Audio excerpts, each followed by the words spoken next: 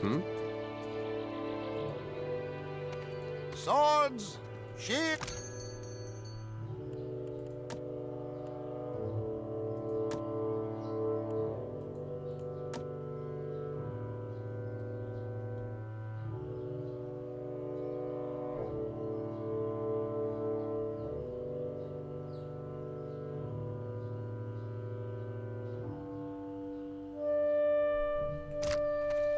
Uh-huh.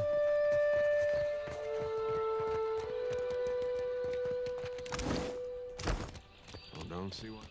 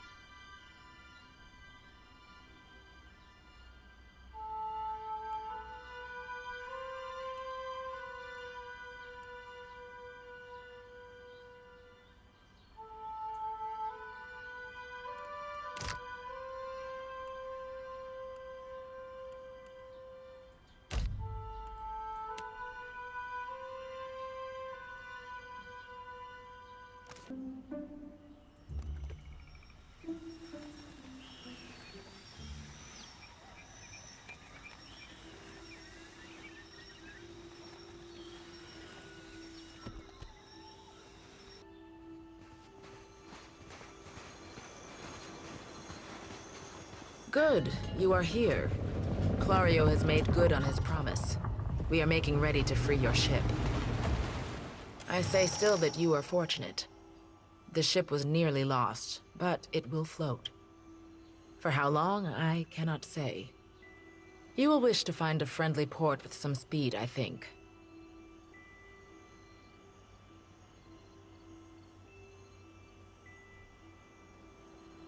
So you will go to the great Kahanga city as well. You must sail north for some time, and then a little east. Take care in Nekataka, outsider. It will close its jaws around you, and you will never notice. Come, we will see your Defiant out to sea.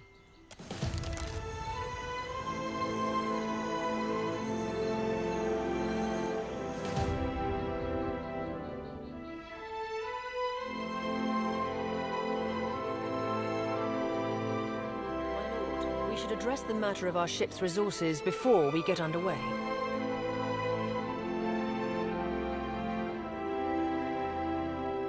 It saddens me to inform you that we lost several crew and most of our provisions during the storm.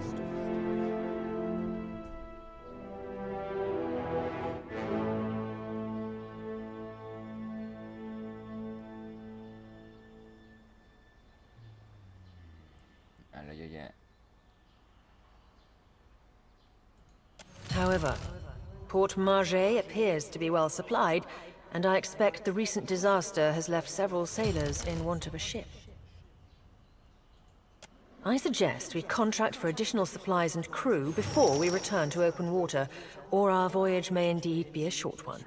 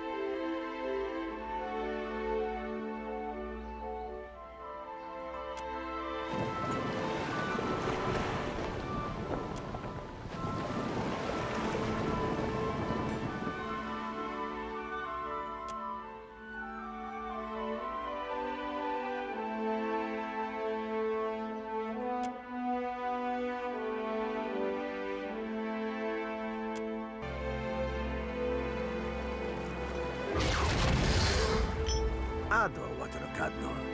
On behalf of the Principes and Patrina, I must request we meet in parley.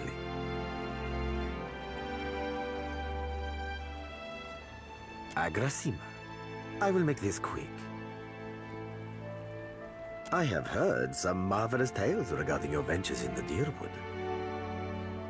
In fact, you are the first dragon slayer I have ever met, outside of a grave. Some fools would seek to make a fortune by pilfering from one such as you. He's done his research. Might as well hear him out.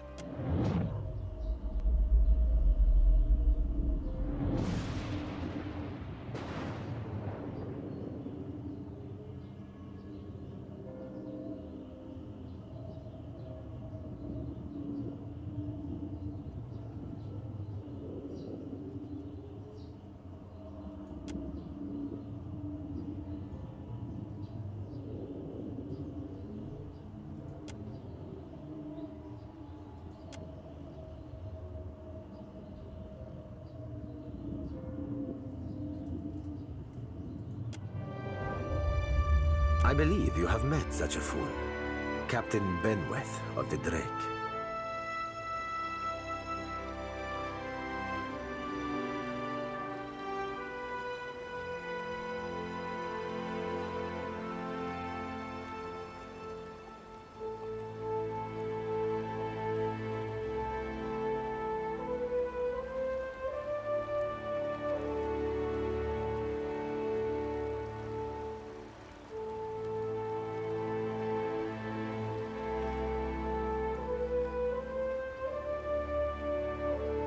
This is the first you are hearing of us, truly?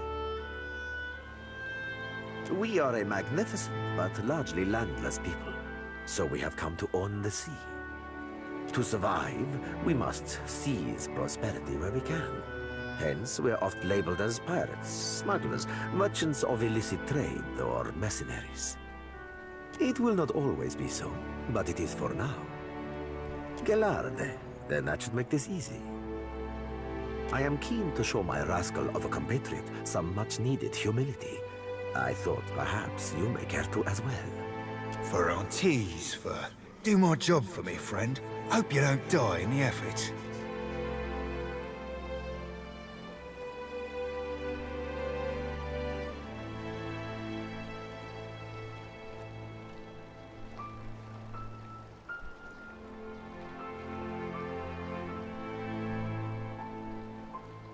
Word of Benweth's raid on the Defiant will spread throughout the Deadfire. More fools will seek to prey upon you. I would suggest you stave off all others by making an example of Benweth. Benweth's Drake took damage during the storm. Eventually, he will need to dock for repairs, and when he does, Seraphin can find him for you. He is rather an unrefined creature, but he is a most skilled ship hunter, I assure you. Unrefined? Begging your pardon, Captain, but I'd be the fucking model of the Gentleman of Fortune. As for Benweth, that sucker of squid tits be as predictable as the tide. I'd wager all my furriest bits that he'd set sail for Deadlight. That would be felicitous indeed, as I believe the traitor Remaro hides there as well. I quite enjoy killing two men with a single bullet. Wouldn't have even thought of it if you hadn't brought it up, sir. Now, I ain't hardly in any hurry to leave the fine company of the Gentlemen of Leisure, but the Captain be right about me finding your mark. Adding to that, you sail into Fort Deadlight not knowing your innies from your outies, you might very well find the locals cannon fucking your boat to sodden splinters.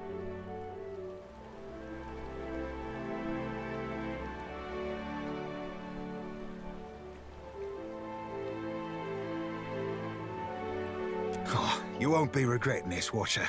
At least so long as you keep us heavy in grog and light on the onions. Ugh, them dirty shit apples ain't never agreed with me, and I'll be suspecting they never will. He's not sleeping near my berth, I promise you that much. I sail now for Dunwich, my own safe port. I will await you there, should you be successful in schooling our wayward captain.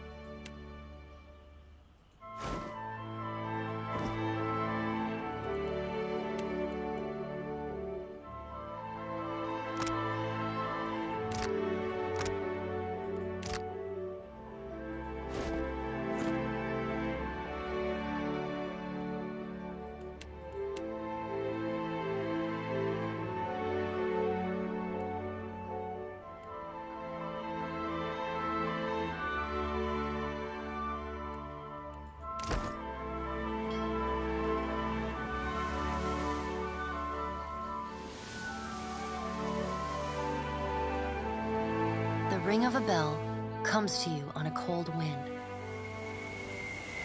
The ring comes again and again, until soon the air is full with the sound of 1,000. You feel a resonance in your core, a bell ringing in tune with all the others. Something in you bends, the tide of bells recedes. You lever yourself up onto your knees, and you are alone. And then, you are not. An indistinct figure stands before you, flickering between forms like a fire-cast shadow. A fixed, taunting grin. Bottomless black eyes. A yawning chasm in the earth, and at their back, 4 indistinct shades hover.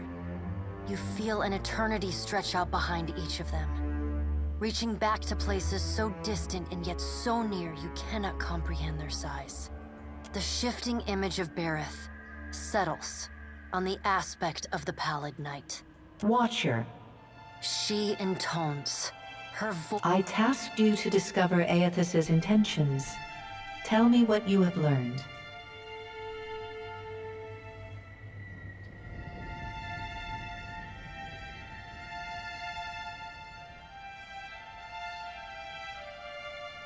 I remind you of our bargain. Time is short, and your soul dangles in the balance. Her wan face contorts into what on mortal kith might be called a smile. On her, the effect is more akin to a rotting pumpkin. Do not give me cause to doubt your commitment, Watcher. Does Aethys frighten you, Bareth? He should. Magran subdued Aethys' influence once before, and yet he From out of Wodika's shadow shuffles a hunched, bald man you recognize as the god Scan. His skin is mapped with swollen lash scars, and breath whistles through the ragged hole in his face, where his nose once was. He does not speak, but stares up at Wodika, with naked loathing plain on his ruined face. Wodika steeples her long, knob-jointed fingers. We must annihilate Aethys now, before he makes a rash decision we cannot easily enough. A moon would do the job nicely. Wodika says, and grins.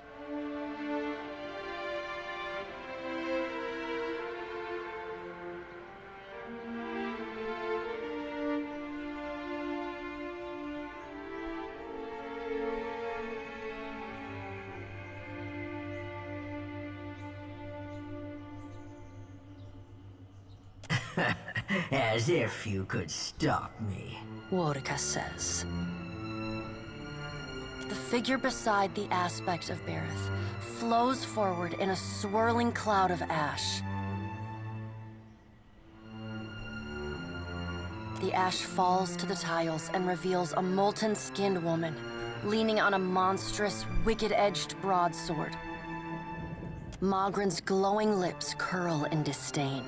We must find a solution to the problem of Aethys that is neither do-nothing, nor... I acted in haste during the Saints' War. You will not goad me into... To move against him while his plans are unknown would be the height of foolishness. We must find wisdom in precaution. Magran says. Magran looks at you as one might a wayward gob of spit on one's shoe. It is no business of yours what the gods decide. Another of the silent figures steps forward, and the warm, golden light of a... Let's all take a deep, calming breath. Perhaps cooler heads will prevail. Behind Helia's words, you hear the soft coo of doves. Aethys has been separated from us for too long. Isn't it possible he intends only to gather enough souls to reclaim his realm in the beyond? You look up then into avian eyes. Through them, you see clouds of starlings converge and divide. Helia puts a feathered hand to her chest. He wouldn't. Betrayal is not in his nature. Scan shuffles forward. Yes, yes. We should welcome Aethys' return to the fold. His gratitude we can leverage to cajole him into divulging his plot. Then, when he believes himself to be in our good graces, we do as Wodika suggests, and crush him into the earth. Scan pauses, inspecting you. Ah, and here is the Watcher who wiped dear desperate Ali's mind. You could have let my followers help her kill the man who tormented her. But you did not. Scan licks the ragged edge of his lipless mouth and grins, then turns to Helia. I did not expect such a deliciously ruthless idea from you, Helia. I am impressed. Helia's feathered crest stands on end. You wretched little creature.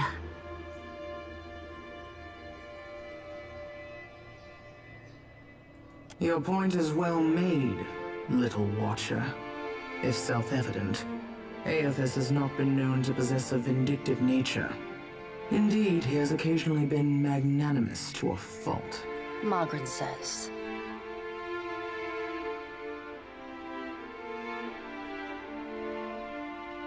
However, if we push him to the brink of reason, there is no telling what he may do. He is, as ever, unpredictable. Something akin to fondness creeps into her voice. The pallid knight gestures for silence. Aethys cannot be killed, but he may be subdued. Yet to do so will take immense power and time. Both stand in his favor. Magran grits her black glass teeth. That is why we must ascertain his plans before he has the chance to put them into motion. She begins to pace. Her steps leave little trails of fire. Magrin stops and balls her hands into flaming fists. Even if we manage to destroy his current form, there is the possibility he could return, if he has not already absorbed all of his children.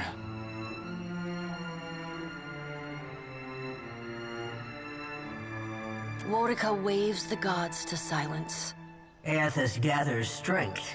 His strength is... Her voice takes on a sharp, almost panicked edge.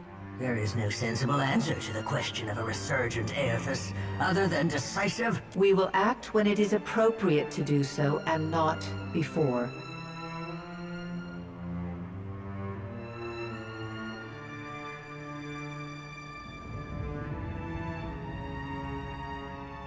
The Pallid Knight steps away from the half-circle of assembled gods. She pulls herself up to a great height. The words she speaks next come not from her mouth. Follow him, Watcher. The black of the Pallid Knight's irises expand until her eyes are as dark and cold as the void between stars. She bends down and brings her ghostly face. Your debt to me remains unpaid.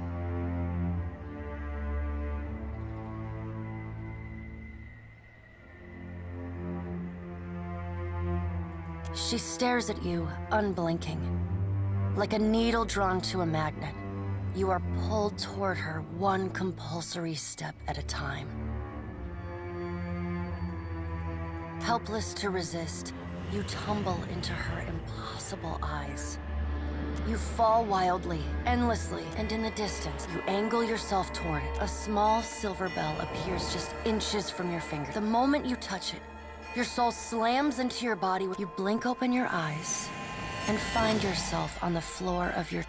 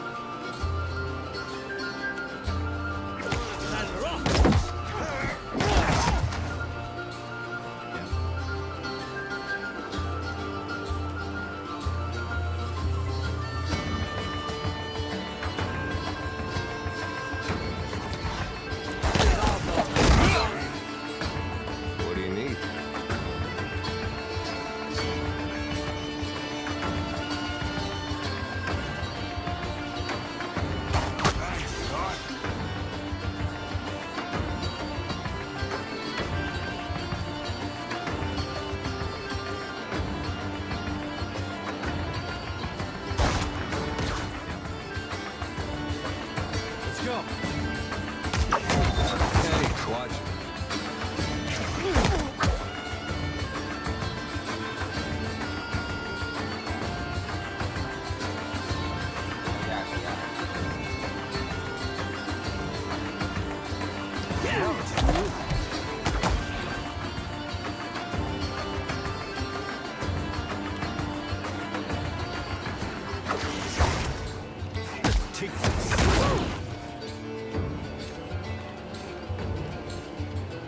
Ahoy.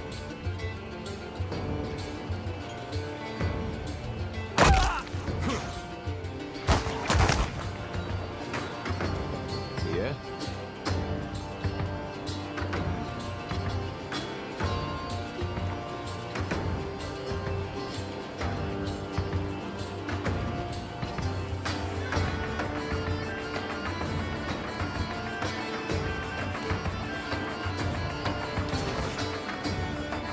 That's it!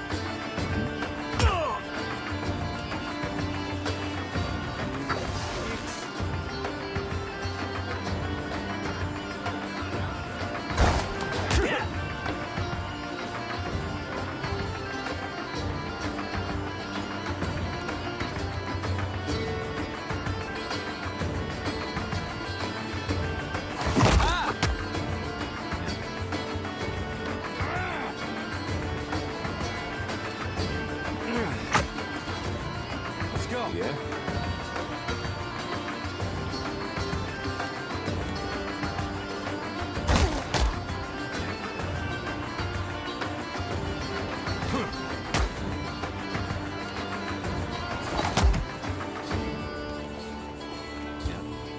After him!